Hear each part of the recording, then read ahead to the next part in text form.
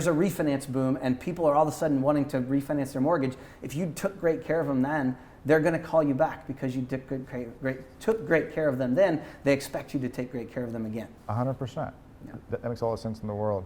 I found in life and also through doing this show that the most successful people that I know have made the most mistakes. So the question I would have for you is, if you only had to pick one mistake, one thing that you just screwed up on, but end up being one of the best things that ever happened to you or to your business, what would you say it was? Yeah, I've been struggling with that question because I've made lots of mistakes. Don't get me wrong, like there's plenty. I think probably the biggest mistake that I have made, and I maybe even still struggle with a bit today, is living in the past and worrying about the future. And I say that, and what it really boils me back down to, and not to play to your show title, but like, live in the moment, right? Live in the moment. You need to be here right now. And that's so hard to do. It really is. And I'm one of those, like, I just got a new boat, right? Okay. And I traded on my old boat, and I was a little sad to see it go, but I got this new boat, and I was like, okay, great. And then a week later, I'm like, oh, did I make the right decision? I have that buyer's remorse. And so I've got this great boat, right? I could just think like, hey, live on your great boat and enjoy your great boat. But instead I'm like, well, that one had this color and this one had those funny seats. And like, I just keep thinking about that. And so I tell myself, like, stop, stop, just be happy with what you have, right? You have a great boat. Tons of people would kill to have that boat that you've got, right? Just live in that boat. But it's really hard, right? And that's that negative, like there's negative self-talk and we have that feeling of regret or did I do it right? And then the other side is worrying about what's coming. Right, and like I talked to my girlfriend about this too. She's a big worrier, and I have been a big worrier in the past. Thanks, Mom. She helped me train to be a little bit of a warrior, right? And what I tell her, my girlfriend, is when you worry, you pay the price twice. Ooh, that's good. I like that. Because if the bad thing's coming, right, and it's coming anyways. It's gonna come anyways. Right. So let's deal with it when it gets here. But if it doesn't ever come, then you paid the price on something you didn't need to pay a price for. You know what? I love that because something I like to say is that about 10% of what you worry about actually ever happens. Very true. Yes. And then the rest of the time, as you put it, you're paying the price twice. You're carrying around, you're being influenced and affected by all those negative emotions. And it's impacting the day, the right now, the moment, if you will, right then and there. And so that's great advice. You pay it twice.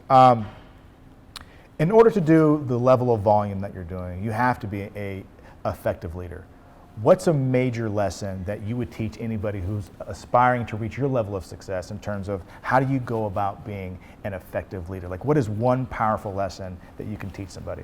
Well, so I really, and I think everyone on my team would understand this and say this as well, is like, I think it's really important to be in the trenches with your team, right? Like, don't expect them to do something you wouldn't do. Right? And so, for me, that's like working extra hours, right? I'm not the kind of loan officer that shoves a few loans in the pipeline and then goes out and plays golf all day, right? Like I enjoy golf and I'll try to squeeze it in when I can, but like it's after a 12-hour day, right? Or it's before a 12-hour day, right? Like my team knows, like I will, and I will outwork about anybody out there, right? Like and fortunately, I think one of my superpowers is I don't have children, right? Which I props to all you people out there that do have children, right? I get it. That's a lot of extra work. It's a whole nother job.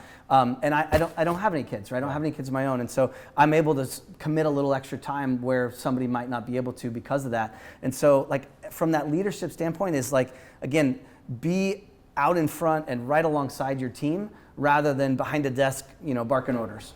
That's fantastic advice. Love that, Cody. And my closing question is, I love the fact that you want to give back. I love the fact that you're very, very involved in the Homeward Pet No-Kill Shelter. Can you tell me a little bit more about that and why you decided to focus your energy and your dollars towards that particular charity? You bet. Yeah, so my passions for charitable giving or charities has always come from a passion to support the voiceless. And so that, to me, that is animals, right? Pets, if you will, but animals, and children, and specifically like foster children. And so, the folks that are in this world that are, I feel like, just as important as the rest of us, but really can't necessarily stand up for themselves, don't have a voice in society yet, if you will. And so for Homeward Pet specifically,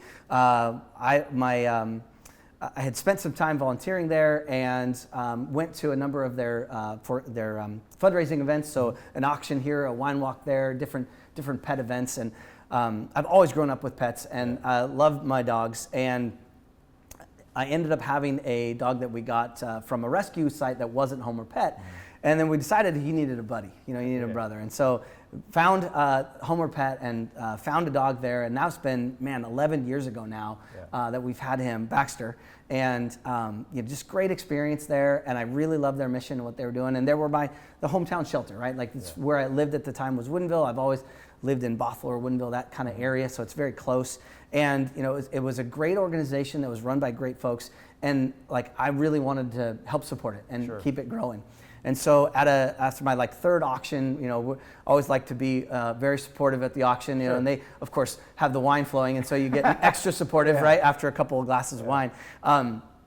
So again, I went up to the director and I said, hey, I'd like to be more involved, right? And I said, I enjoy buying things at the auction and giving some money here and there, but I'd like to help shape this organization a bit. And he said, oh, okay, great. And so I did a couple interviews and I ended up getting on the board, and then strangely enough, that director was almost gone immediately, and but then we had another one that was an interim director, and we ended up having to hire and really shape the direction of the shelter inside of my tenure on the board, and I felt like that was a really good experience, and it was really nice to give back and be a part of that. But man, I love animals, and sometimes you see the terrible things that they have to endure or go through, and it's heartbreaking.